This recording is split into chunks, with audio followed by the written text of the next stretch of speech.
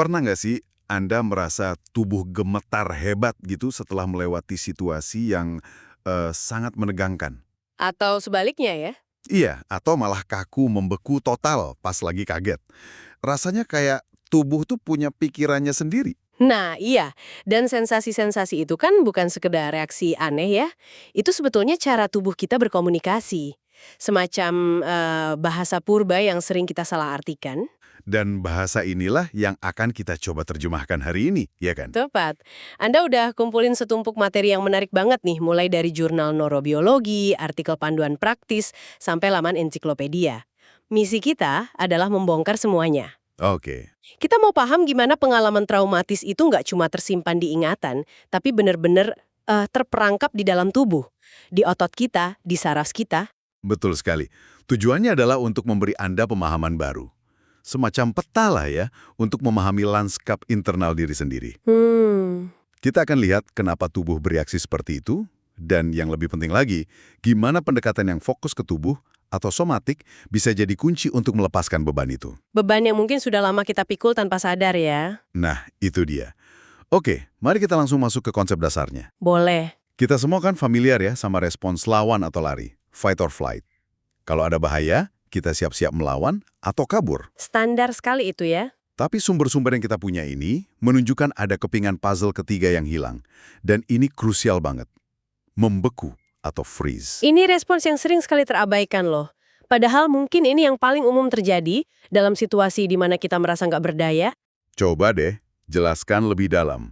Apa sih yang sebenarnya terjadi waktu kita membeku? Ini kan bukan kita sengaja milih buat diam kan? Tentu bukan. Saya bayanginnya tuh kayak rusa yang terpaku lihat sorot lampu mobil. Sesaat, dia cuma diem, nggak bisa gerak. Apa itu analogi yang pas? Analogi itu sangat tepat. Respons membeku itu kondisi imobilitas total yang nggak disengaja. Tubuh bisa jadi kaku atau malah lemes lunglai. Oh, bisa lemes juga ya? Bisa. Ini terjadi saat menghadapi ancaman yang rasanya luar biasa besar, di mana melawan atau lari itu rasanya mustahil. Sumber dari Wikipedia menunjukkan ini bukan soal kepasrahan psikologis. Oke. Ini sirkuit darurat di otak kita. Area seperti amigdala dan hipokampus, bagian otak yang sangat primitif, itu langsung ambil alih kendali. Semua gerakan ditekan. Ini rem darurat biologis kita. Saya jadi penasaran. Kalau ini murni reaksi biokimia, kenapa respon tiap orang bisa beda-beda ya? Apa yang bikin satu orang membeku, sementara yang lain melawan di situasi yang sama? Pertanyaan yang bagus sekali. Dan ini membawa kita ke inti masalahnya. Respons mana yang diambil tubuh, itu seringkali tergantung pada penilaian bawah sadar kita. Penilaian bawah sadar ya? Iya.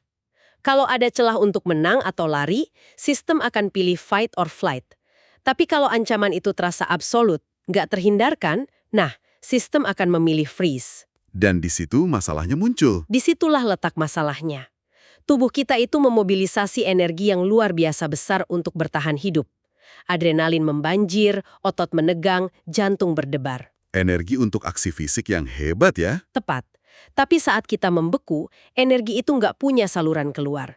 Nggak dipakai buat melawan, nggak dipakai buat lari. Jadinya... Oh, jadi kayak kita neken pedal gas sama rem barengan, sekuat tenaga. Tepat sekali. Artikel dari Adi W. Gunawan menggambarkannya dengan jelas, emosi dan energi bertahan hidup yang intens itu nggak hilang begitu saja. Kalau nggak berhasil dilepaskan, dia akan menetap di sistem saraf. Wow. Dan energi yang terperangkap inilah yang jadi dasar dari banyak masalah fisik dan emosional di kemudian hari. Ini bukan lagi sekedar ada di kepala Anda, tapi ini muatan listrik yang nyata di tubuh. Wow. Mendengar itu saya jadi makin paham betapa seriusnya dampak jangka panjang dari energi yang terperangkap ini. Iya kan? Jurnal P4I yang kita review melukiskan gambaran yang cukup suram ya soal gema trauma ini. Dari sisi kesehatan mental, risikonya itu ada kecemasan kronis, OCD, BPD, sampai depresi berat. Itu baru dari sisi mental. Betul. Belum lagi kesulitan besar untuk membangun kepercayaan dan hubungan yang sehat. Dan itu dampak yang mungkin sudah sering kita dengar. Tapi bagian yang seringkali bikin banyak orang kaget itu adalah gimana trauma ini berbicara lewat tubuh secara fisik. Tunggu. Saya mau berhenti di sini sebentar. Silakan. Karena ini bagian yang benar-benar bikin saya terhenyak pas baca. Apa saya bacanya benar ya? Sumber ini bilang, trauma masa kecil bisa mempercepat penuaan secara harfiah. Betul. Itu kan kedengarannya kayak fiksi ilmiah. Gimana mungkin? Bukan fiksi, ini hasil penelitian yang makin solid. Mekanismenya itu terkait dengan peradangan kronis tingkat rendah. Peradangan, oke. Jadi trauma yang nggak tuntas itu bikin sistem stres tubuh, terutama hormon kortisol, aktif terus-terusan. Kondisi siaga yang nggak pernah padam ini memicu peradangan di seluruh tubuh. Oh, Nah, peradangan inilah yang jadi akar dari banyak penyakit penuaan, mulai dari penyakit jantung sampai gangguan autoimun. Jadi, secara harfiah, tubuh yang terus-menerus dalam mode bertahan hidup itu akan lebih cepat aus. luar biasa. Jadi tubuh benar-benar menyimpan catatannya ya. Dan dari yang saya pahami di jurnal PMC, semua ini bisa dibingkai dalam satu konsep besar, keterputusan otak tubuh. Tepat sekali, brain-body disconnect. Istilah itu bukan kiasan loh. Oke? Itu menggambarkan gimana jalur komunikasi antara otak rasional kita dengan pusat emosi dan sensasi tubuh kita jadi kacau. Dan kekacauan ini biasanya muncul dalam dua pola utama yang kelihatannya saling bertolak belakang. Oke. Coba kita bedah deh kedua pola ini, biar lebih gampang dipahami. Pola yang pertama apa? Pola pertama itu undermodulation. Bisa kita artikan sebagai merasa berlebihan. Ini gambaran klasik dari PTSD. Merasa berlebihan? Bayangkan jalur komunikasi dari tubuh ke otak itu kayak jalan tol yang macet total. Sistem di otak bagian bawah, pusat alarm kita, teriak terus, bahaya! Dan ngirim sinyal panik ke otak yang berpikir. Akibatnya? Akibatnya, orang itu selalu dalam kondisi waspada berlebih. Mungkin gampang kaget, jantungnya berdebar kencang dengar suara sirine, emosinya meluap-luap kayak banjir, seolah-olah alarm kebakaran di tubuhnya rusak, nggak bisa dimatikan. Jadi itu kayak alarm kebakaran yang nggak pernah mati ya. Nah, pola kedua, kebalikannya. Pola kedua, overmodulation atau merasa hampa dan mati rasa. Ini sering dikaitkan dengan trauma masa kecil yang kronis. Oke, Kalau di pola pertama, jalurnya banjir. Di sini otak bagian atas secara aktif membangun bendungan raksasa. Korteks sebagai mekanisme pertahanan mutusin koneksi dari sinyal-sinyal menyakitkan yang datang dari bawah. jadi sengaja diputus. Iya, sebagai cara bertahan hidup. Hasilnya, perasaan terlepas dari tubuh, mati rasa emosional, respons fisik yang tumpul. Kelihatannya mungkin tenang dan terkendali, tapi di dalam mereka merasa hampa. Kayak nonton hidup dari balik kaca tebal. Wow, jadi dua respons yang kelihatannya beda banget. Satu super reaktif, satu lagi super datar. Ternyata akarnya sama ya. Komunikasi yang terputus antara pikiran dan tubuh. Benar.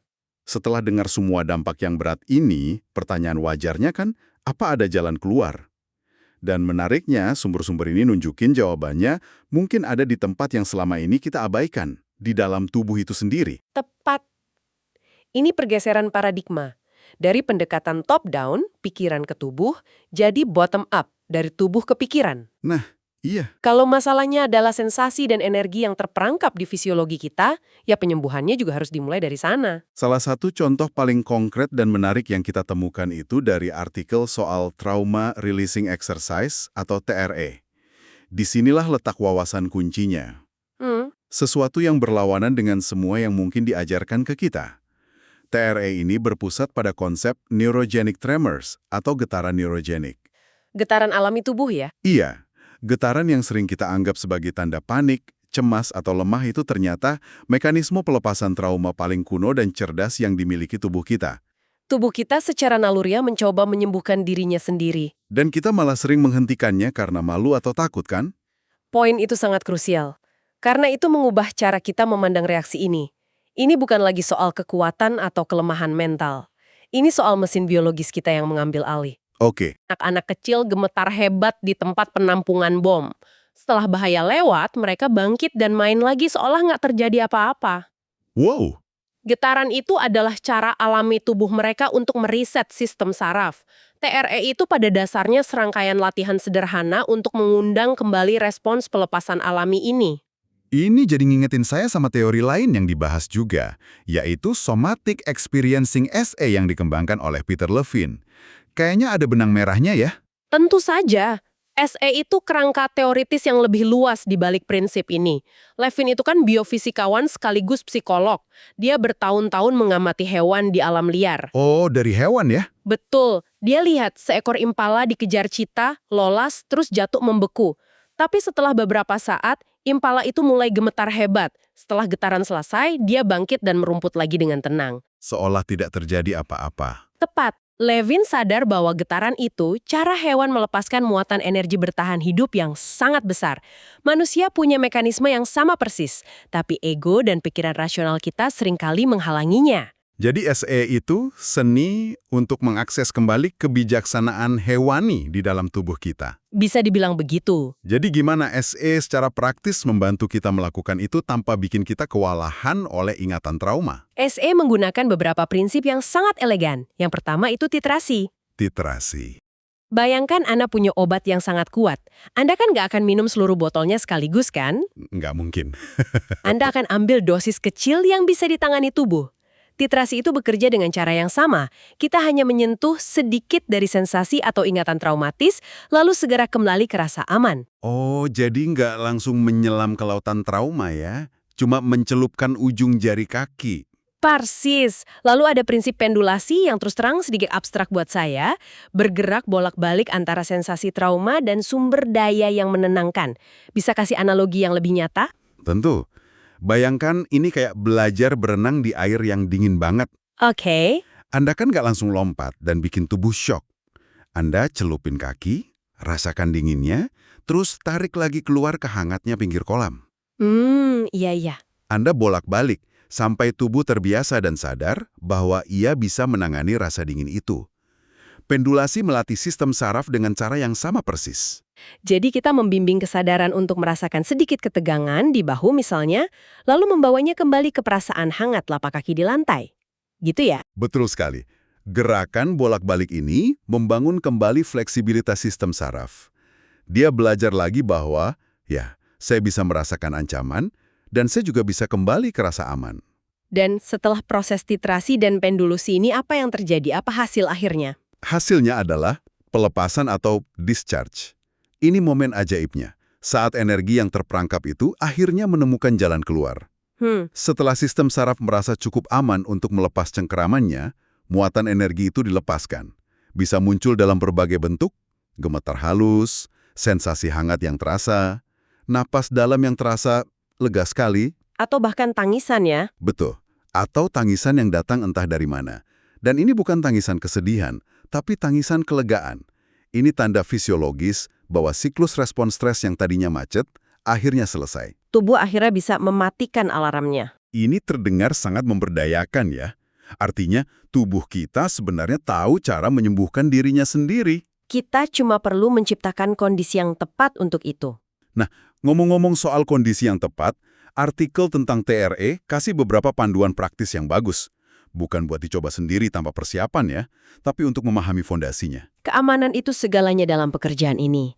Tanpa rasa aman, sistem saraf nggak akan pernah mau melepaskan pertahanan. Tepat. Pilar pertama adalah niat yang jernih.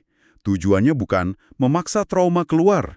Niatnya lebih lembut, membantu tubuh merasa lebih ringan dan bebas. Mengundang, bukan menuntut. Betul. Pilar kedua, ruang yang aman, lingkungan yang tenang, privat, di mana Anda tahu nggak akan ada yang ganggu. Dan pilar ketiga, yang mungkin paling penting, kehadiran diri. Maksudnya? Belajar mengamati sensasi dan napas yang muncul dengan rasa ingin tahu yang lembut. Tanpa menghakimi atau mencoba mengubahnya. Anda hanya jadi saksi yang penuh welas asih bagi pengalaman tubuh Anda sendiri.